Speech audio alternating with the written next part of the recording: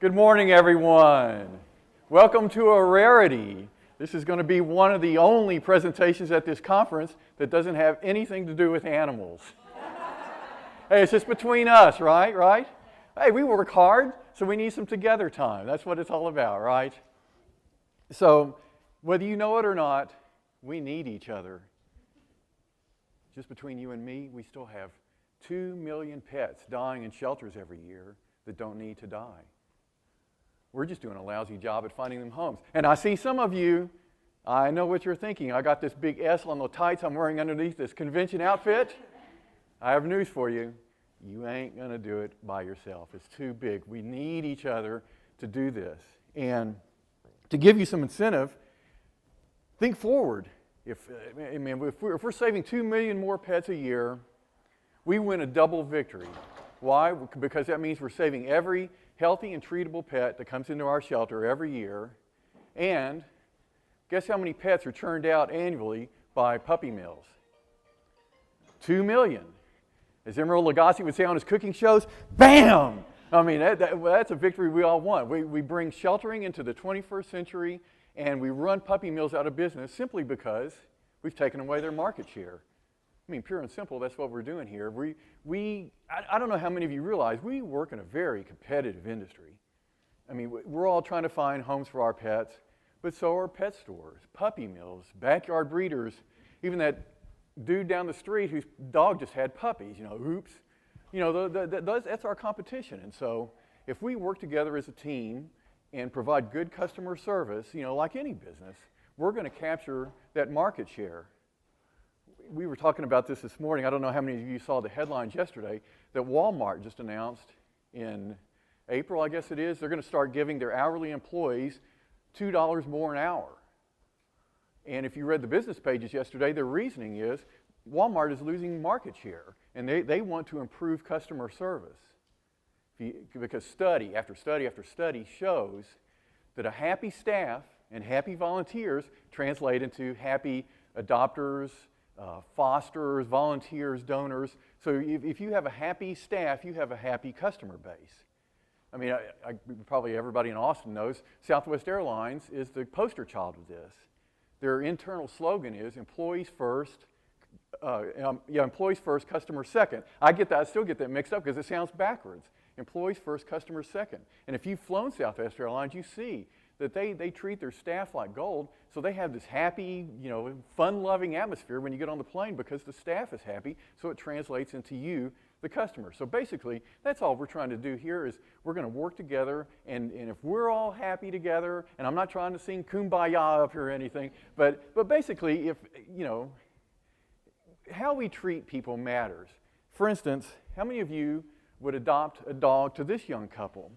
And I'll tell you what's on their I'll tell you what's on their adoption application. They just got married. They've never had a dog before. They finally got their first new house. Since they're both in starter jobs, they don't make any money. I mean, they're barely above the poverty line. They both work full time, so they don't have any time to spend with the dog. I don't know about you, but I know personally, I don't have enough fingers and toes to count the number of rescues and shelters that would not adopt a dog to that couple because of that. But yet, yes, that's Pam and me more years ago than I care to admit with our first dog, Lucy, and we were able to adopt her because her previous family died.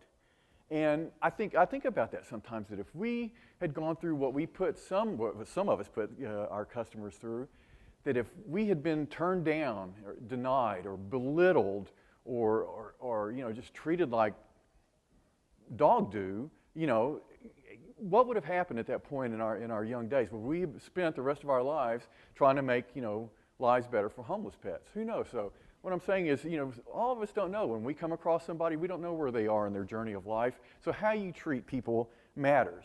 So with that in mind, here's the first exercise team building of the day.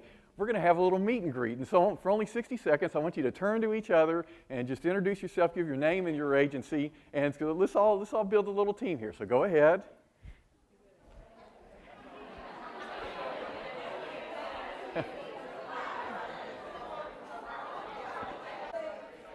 So see now we're already building a team here. So The reason I do this is I get inquiries like this all the time, and to this day it amazes me. Someone first starting out, and they want to know, should they work with the authorities or start a campaign of outrage? And I just think, why in the world would you want to start out alienating everybody you need to get the job done? But if the shelter won't, if you try and the shelter won't work with you, and the city manager won't work with you, and the county judge won't work with you, or city council won't work with you, then by all means, you're a private citizen, your tax dollars pay for that facility, start a campaign of outrage, but don't have that as your first matter of recourse. And one more disclaimer, those of us in the no-kill movement, this is the reputation we have, that we come at this with the teeth bared and in attack mode all the time, and some of it is deserved, I admit it. But as we evolve, and this has been going on for years now, I think we're finally realizing this is going to be a team. We can't do this alone. We can't be in attack mode all the time. And so we need to work as a team for this. So what we're going to talk about today, I'm going to give you just a very brief history about why I'm up here, because I'm kind of the poster child of how not to do things, or how a city, or a shelter should not do things. We're going to, we just started on this about just understanding each other a little bit. How did, why are we in this kind of, attack mode all the time? Preparing for success. We work in an emotional industry, and working with pets is an emotional. Sometimes our emotions get the better of us, and just having a plan sometimes helps.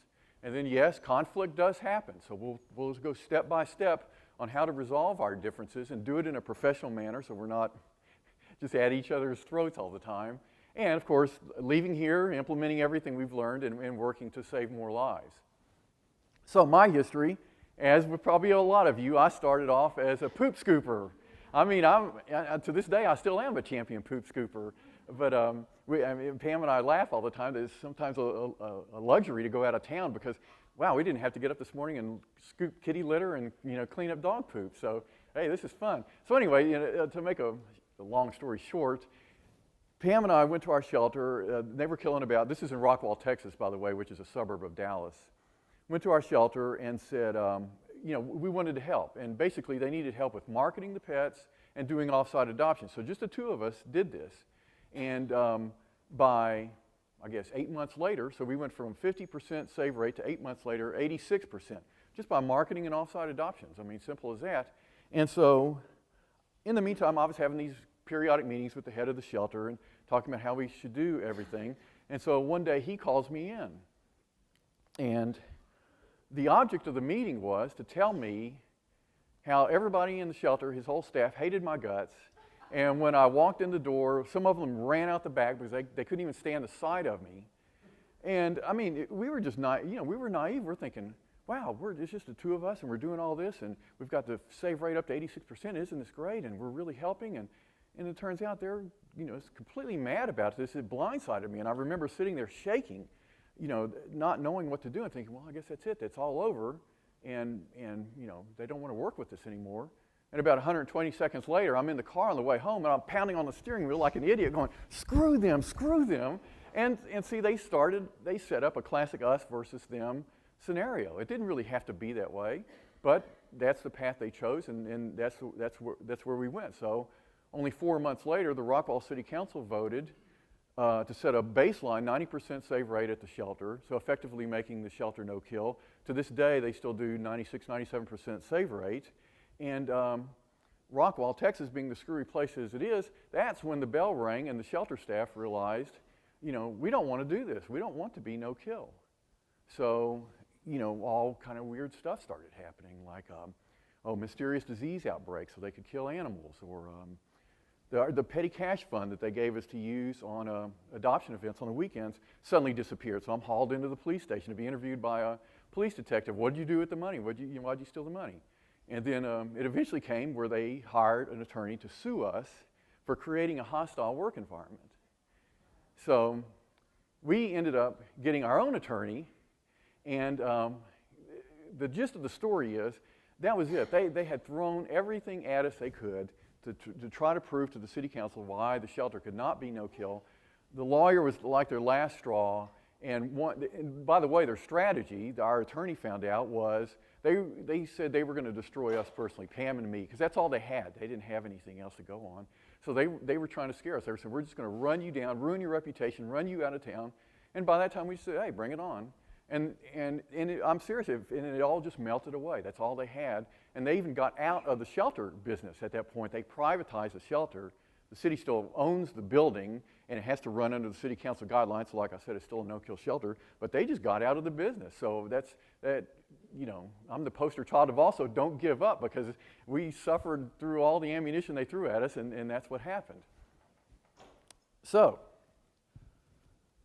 those of you in this room are among the few people that even know about this, because our community never knew this. We kept it quiet.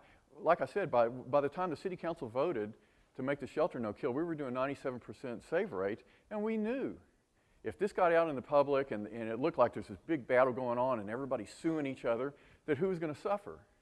The dogs and cats were going to suffer. And so we never said anything, so the public never knew this was going on. So that's what I said. I'm sort of the poster child that, and I'm not going to beat my own drum here, and I'm not beating Pam's drum either, but to me, the city handled this the complete wrong way, and we did the professional thing. We kept it quiet. We just stayed under the radar because we kept our eye on the prize, and that was saving every life we could. So here's the overriding question. Why do we fight? Everybody in this room probably knows this. This was the biggest surprise to me, is that how much in our industry, we're always at each other's throats. Rescues against shelters, rescues against rescues. It's a mess sometimes. And Elizabeth Orrick, I don't know how many people you know her, she does all the puppy mill legislation for Best Friends. And she brought up a good question. She said, why is it every time we go to a state government and we try to put in legislation banning puppy mills, who's against it? The American Kennel Club and the National Rifle Association, and groups that have nothing to do with each other, that completely different missions. Well, and if you want the quick explanation, the AKC, they make a heck of a lot of money registering all these puppy mill dogs, and then NRA, it's the slippery slope thing that it's like, oh, if they ban puppy mills on Monday, by Tuesday they take our guns away, and on Wednesday we're all vegan, So, and her question is, why is it that they can get together, that corporations and organizations have nothing to do with each other to fight puppy mill legislation, when those of us who want that passed seem like we can't get it done? And which is a legitimate question, and that's what we're talking about today. So, as Charlie Brown, when he has a problem, he goes to Lucy looking for psychiatric help, and I guess those of us in this room know we're not too far gone because we're here looking for a solution, right?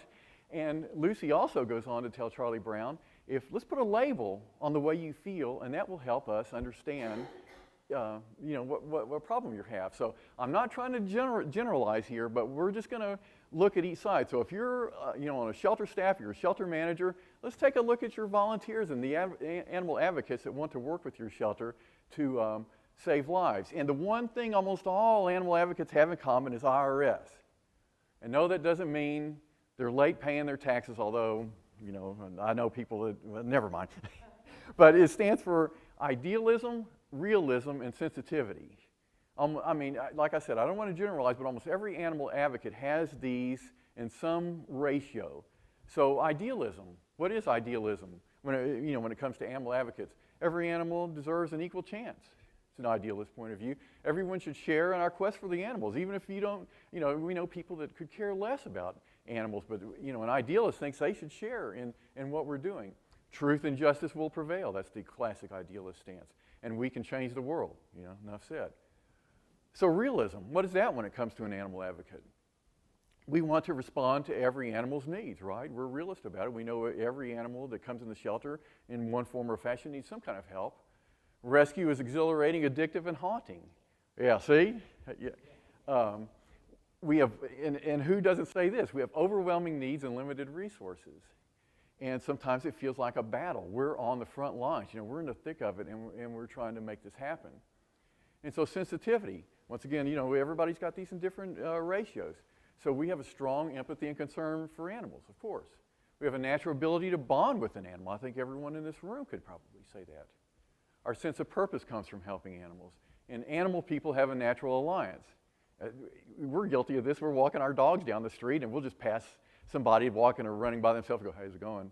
But if somebody else is walking a dog, oh, how's it? Where's that dog? We're instant friends. But, okay, for you shelter staff and shelter managers, this is what happens, and I'm just trying to help you understand here. This is what happens when it goes a little too far.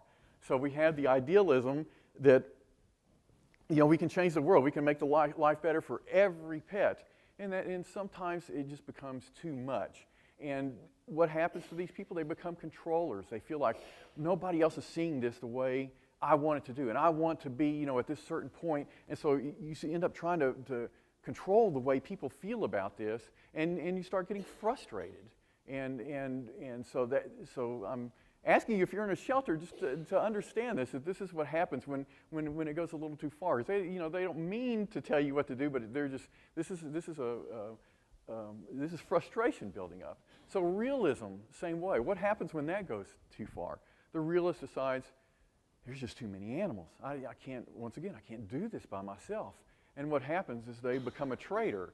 And I don't mean that, they're trading their emotions on other people. I guess you would call it mirroring. That, oh man, I've been spending a year and a half feeding these feral cats, and I just want to take one weekend off, and I can't find anybody to do this. Why doesn't anybody feel the way I do? And that kind of thing. So you're trying to mirror your emotions on other people that may not feel the way you do necessarily. And sensitivity, of course, this is the classic one, is it just becomes too painful, that you've seen too much, and you feel like you can't help, and these people become martyrs, Oh, they're just depressed all the time, and I can't do this anymore, and they're frankly, people don't want to be around them because they're in a depressive state all the time. So, and just to be clear, I'm just saying this is what happens when it goes a little too far. I'm not trying to generalize or run any people down. I'm just trying to make you aware of these things happening. And if you're really interested in this, there's an excellent book, The Power of Joy in Giving to Animals, by Dr. Linda Harper. And Faith Maloney, who's one of the co-founders of Best Friends, has some occasional writing in this as well. And they go through all this and explain, especially if you're an animal advocate, if you feel like you're afflicted with some of this and you've gone too far, it's like how to get your life back into control and get a little more balance. Okay, so animal advocates. Let's look at the shelter folks. What do we have to work with on that side? And here's where it becomes a little more complex because we're dealing with, a government entity, which in some ways is like any business. And you get a whole gamut. I'm just going to run through these real quick because there's a whole bunch of them. But, you get Bambi, who's just started the job and, hey, everything's happy and I don't want to make anybody mad. A Believer, they're the ones that wear the logo wear and they believe in the brand and gonna, they're proud of where they work. And the Alpha, they're on their way up. They will crush anybody that gets in their way, and because by God, they're going to be mayor or city judge or something one of these days. They are on their way up. Survivor, this turns out to be the guy I was telling you about at the Rockwall shelter. He was running the shelters. He had been there for a long time, so he knew how everything works, and he was going to stay below the radar, and essentially just wanted to be average. I'm just getting the job done here. A soldier is just somebody who just, nose to the grindstone, getting the job done, solid team player.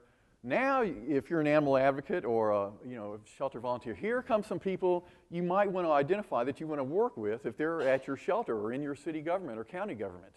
A pragmatist is somebody who's very analytical, so they want the truth. And so if you convince them, hey, this shelter can save more than they're doing, that's the first person that's going to believe you and do something to work with you. The natural is somebody who just has a lot of talent, obviously, and they don't necessarily believe in the mission of their city or county government. They have their own internal mission. So if if you can convince them once again that your shelter can be doing better and aligns with their mission, there's an ally for you. A heretic is, these are the men and women on the leading edge, on the cutting edge here, and so they just want to break every rule in the book and innovate. And so I know they're going to be in tune with what you have to say because they're always willing to push the envelope. And of course, the toiler, which is most workers are going to find they're there because they have to be. And so you might make inroads with them, may not. So just like we saw with the animal advocates, here are some of the bad sides about some of these government workers. I don't know if you want to work with Bambi. He or she is a little too eager to please. The believer, the guy or the woman that's carrying the brand and proud of it, they're going to be distrustful of you because you're interrupting what their belief system there. Once again, the alpha is on the way up to the top, so it's like my way or the highway. Either if you can help them get to the top, they'll work with you. If not, stay away. And like I said, the guy at the Rockwall shelter was a survivor. I remember one time I made the mistake of making an argument with him that wouldn't it be great, we'd be one of the first 50 shelters, no-kill shelters in the United States. And I swear to you, he said, oh, no, we don't want to be first. We want to be in the middle. And I realized, I'm telling you, there are people like that, and so I realized I had to adjust my argument because he wanted to stay under the radar because he had his job and he had been there for a while and he didn't want to take any risks. Soldier is, I say, can be cynical or conservative. And conservative, I don't mean in a political sense, meaning they don't like change. They're doing their one thing and they're doing it well and they just keep their nose to the grindstone. So once again, here comes the people you can probably work with at your city or county government. Pragmatists, because like I said, they're not going to just unquestionably follow anybody that's above them. A natural, once again, their belief system is their own, not the city or county. So if your mission aligns with theirs, you've got an ally. Heretic, they're fun people to work with if you can find them because either they're going to push you to the top in a hurry, they're going to burn out and end up working at Walmart, or they're going to go be the next run Virgin Airlines or something. And the toiler, like we said, those are people that just work because they have to. And so you might find somebody at work with you, but you might find that they're just there to do their job. So once again, just running through that real quick to make you aware of some of the people that are out there. So all that aside, so we've learned all this about each other. All that aside, beware of the power game because this is, we all get involved in this because they'll just, no matter what kind of worker there are, you'll go to your shelter director and they've got their own base of power and they don't want to give that up. It's not about the animals. It's not about anything other than consolidating their base of power. Conversely, we see that on the rescue side. I'm always blown away by how much we had to fight some rescues to take shelters no-kill because they've got their own comfort zone. And if we get the shelter to change and start saving more animals, what they're doing may change, but they've got their own little comfort zone there that they don't want to get out of. And so once again, well, like I said about the no-kill movement has been guilty of this, that sometimes we push too hard, too fast, and so before you exercise power, remember, when people feel pushed, they resist. So this is the whole, if you take away anything from today, this is the whole lesson. This is why I've given you all these personality types. I realize I'm throwing too much psychology at you probably in a bit of time. And that's why we're so appreciative of Maddie's fund for recording this because this will be online so you can go back through and see some of this stuff. But anyway, always put yourself in another's shoes because if you feel that it hurts you, it probably hurts the other person too. And this is so hard to do, but it's so important that sometimes you're making an argument and the other person on the other side of the table may have a valid excuse, but you're not seeing it from their point of view. So this is hard to do, but if you can do it, you'll be a lot more effective at dealing with some of these people. So, like I said, we work in an emotional industry, so sometimes our emotions get better of us. So for volunteers, it really helps if you would just go in with your plan and how can you help. Like I showed you that first slide. Somebody says, should I start by raising a campaign of outrage? And I've seen this so many times that somebody just walks in the shelter and go, I think you should be no-kill. And what do you expect? What do you expect the response to be to that? But if you spend a little time developing a plan, what does that shelter need? Every shelter we've ever worked with is different. Some need marketing help, like I told you about. Some need TNR. Some need just off-site adoptions, just more exposure for the pets. Every shelter is different, and I think it's a lot more effective if you're a volunteer and you can just go in and say, hey, I was noticing this, and I think I can really help, and this won't cost you any money. See how it changes the whole game plan there instead of just coming in with some loose idea that you're going to take the shelter to no-kill. Which leads me to a shameless plug Pam and I will be doing a 2-hour seminar tomorrow morning at 8 about this very topic. So whether you're a shelter or volunteer, all the different ways you can take your shelter to no kill. That's tomorrow at 8 a.m. right here at the shameless plug.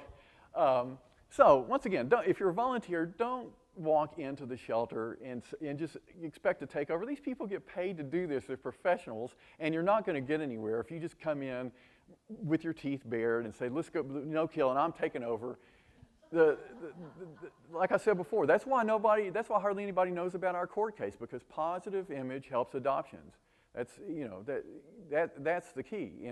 And how you, going back to the very beginning, how we treat each other translates in how we treat somebody who's coming to adopt our pet. So the same goes for shelter staff.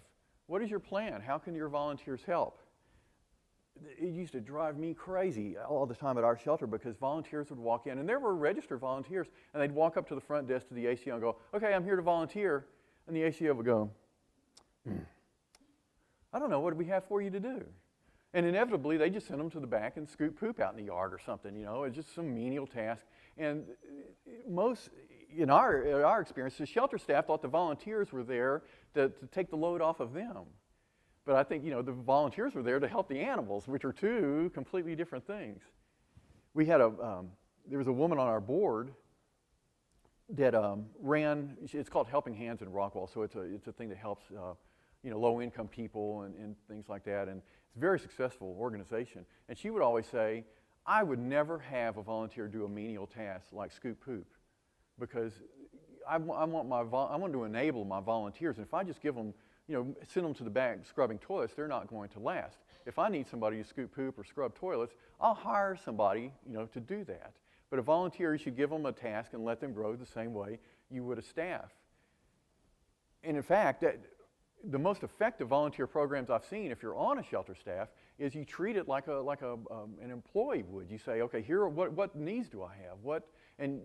Do I need somebody to walk dogs every day? Or do I need somebody to do off-site adoptions? And you fill those positions as you need them. I don't know, do you still do this in Austin? Because one of the most brilliant plans I've ever seen was APA, like in the morning, would take the dogs out to walk, right? Do you still do this? Yeah, so all the volunteers would swoop in the morning, take all the dogs out of the shelter, and so the dogs are getting their exercise, and in the meantime, the staff is in there sanitizing everything. The dogs are all gone, so everything dries properly, and the dogs eat outside, and so when they come back in, they've had their exercise, they've been fed, and so here come the potential adopters into the shelter, and they're kind of chill, because they've already had their morning routine, and they're not all jumping up and down and doing this, which I just think is brilliant, and just like I think Dr. Jefferson is brilliant, of course, but and the same thing, so the volunteers would come back at night, take all the dogs out for their nightly walk, feed them, everybody sanitizes and cleans the kennels again while the dogs are out. And then, once again, the dogs are, have their exercise, they go back in and they go to sleep, nighty-night time. Brilliant idea. That's how to do it when you have volunteers. And I don't want to just rail on this, but I've seen this happen too. Pam and I were in a shelter to pull a pet, and this was Thanksgiving last year, I guess it was. And it looked like two college students at home for Thanksgiving break walk into the shelter, and they said, hey, we would like to volunteer and walk dogs. And the ACO sitting behind the desk just said, have you filled out an application? They said, no. Have you taken orientation? No. That was it. They walked out the door. I thought, oh. Here are two young women that wanted to volunteer. At least let them leave with an application and say, hey, send us in or fill it out online. And when you're here for Christmas, we'd love to have you help, that kind of thing. It's just, it just drives me nuts if you don't have a plan for your volunteers. So, here's the crux of what we're going to talk about today. Different people with different goals and needs will come into conflict. Every single one of us in here has a different viewpoint, and I'm sure we don't agree on everything. And so, conflict is going to happen. But it's not necessarily a bad thing. There are two ways to handle it, and we'll find out the difference, because one helps all of us learn, the other one, well, I think you've probably seen some of the results from that. So to resolve a conflict successfully, you end up solving the problem, obviously. You may solve more problems than what came up with that particular problem. You help awareness and understanding, because now, guess what? The team has talked about it, and you know where each other's coming from, you understand each other. Increases group cohesion, same thing, and improves self-knowledge. Maybe you learned something along the way. Somebody brought something to your attention. Hey, I didn't know that, and so it helps all the way around. If you resolve the conflict badly, on the other hand, you can cause lasting damage, of course, leads to personal dislike. I mean, I told you that I'm the poster child of personal dislike in Rockwall. Makes teamwork break down and waste talent. I mean, you're paying people to do a job, and if everybody's mad at each other, that's, you're just wasting what you had there, what you're trying to set up to do. So this is worse. You end up in a vicious downward spiral, and once you hit that spiral down, it's really, really difficult to get out of it. So let's go step by step on what you should do when the inevitable conflict happens. And let me think here. I'm just trying to set up a scenario. Well, you know what? So we've got this person, say they come in to a volunteer or somebody from the city comes in the shelter and says, I want your shelter to be no kill. Well, we've all agreed that's not the right way to do it. So that person should say, what exactly is bothering me? Obviously, the pets are dying that don't need to die. What do I want the other person to do or not to do? So once again, what are you expecting the shelter director on the other side of the desk to actually do to make you happy or to make you at least satisfied? And are my feelings in proportion to the issue? If you come in just ranting and raving and just a lunatic, you're not going to get very far. So we've already discussed this. Know what your goals are before you begin. What are the possible outcomes that could be acceptable to you? Because like if you come in, let's say your shelter is killing 40%, or let's say your shelter is killing 60% of all the animals it takes in. Maybe your shelter director thinks, boy, that's going to be an impossible goal to reach 90%, with any rapidity. So would you be willing to accept maybe 75% in the hopes that if you got to that point, you could get them, up from there? If you're coming in and wanting your shelter to be no kill, where are you willing to compromise? So this is the most important thing. The idea is not to win, but to come to a mutually satisfying solution to the problem. Because if you come in saying, I want your shelter to be no kill, you want the shelter director to be on your team, essentially, and all agree and move forward together on this. If you win, everybody's going to be against you from the start. So the idea, once again, is teamwork to do this. Now, once again, I'm the poster child of this. Set up a time that's agreeable, because like I said, our shelter director called me in and blindsided me with telling me everybody hated me. But maybe if you're wanting to talk to your shelter manager or whatever, and you don't you want to take the shelter to no kill, maybe give them a time, a week or 2 weeks maybe, would give them time to do a little research and look into this, and they might be more aligned with what you're going to ask them to begin with. If you blindside them, chances are they may just feel attacked and say no.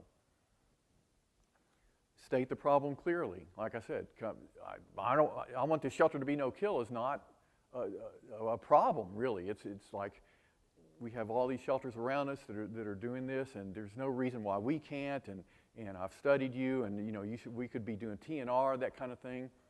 And like I said, stick to your facts, because if you start off the meeting with your feelings and going, I'm pissed about this, right away you've put them on the defensive. And so facts always work. That's why I'm always big on this business-like sense, because facts are much better than emotions. So don't sit there the whole time, like I am now, and just rattle on, but give the other person a chance to talk, because maybe the shelter director has a reason for feeling the way he or she does. They may say, wow, city council's really been just driving me nuts, and they have me doing all this stuff, and the city manager won't let me give my staff raises, so now they're all mad and won't work with the animals because they really deserve a raise and I can't give it to them. And so don't interrupt, and I'm not asking you to agree with them. I mean, you may consider that an excuse, and it probably is an excuse. But you might have a little more empathy then, saying, well, this person is overworked and is just swamped by city government and doesn't have the time to deal with some of these things. So once again, put yourself in another's shoes. Like I said, so maybe you can see that this person is overworked. And same thing, if his or her excuse may make perfect sense to you even if you don't agree with it. Because you can imagine if your boss had told you can't give your employees raises. I mean, it's no excuse for them to do whatever they want to with the animals, but so here's the key: propose specific solutions. So okay, look, all the shelters around us are doing 97, 98%. Let's get, I think if we do TNR, if we can, I've got this team, we can go feed these cats, and what do you think about that? What do you see? How can you help? And specific solutions are always a key. We just had a meeting with the Dallas shelter, some representatives from the Dallas shelter, and they still kill more than 50% of the animals coming in, and they're really not trying. They're more about control. And we met with them last week, knowing that their adoptions were sort of on the upswing because they have a permanent, they call it Everyday Adoption Center in PetSmart, and so their adoptions were on the upswing. And we said, hey, in Austin, they're doing off-site adoptions every day. So we didn't just propose that to them. We took a whole package to them. We said, here's a volunteer team. We had already assembled the volunteers. Here's the team that can do this. Here's $15,000 in donations to get this started.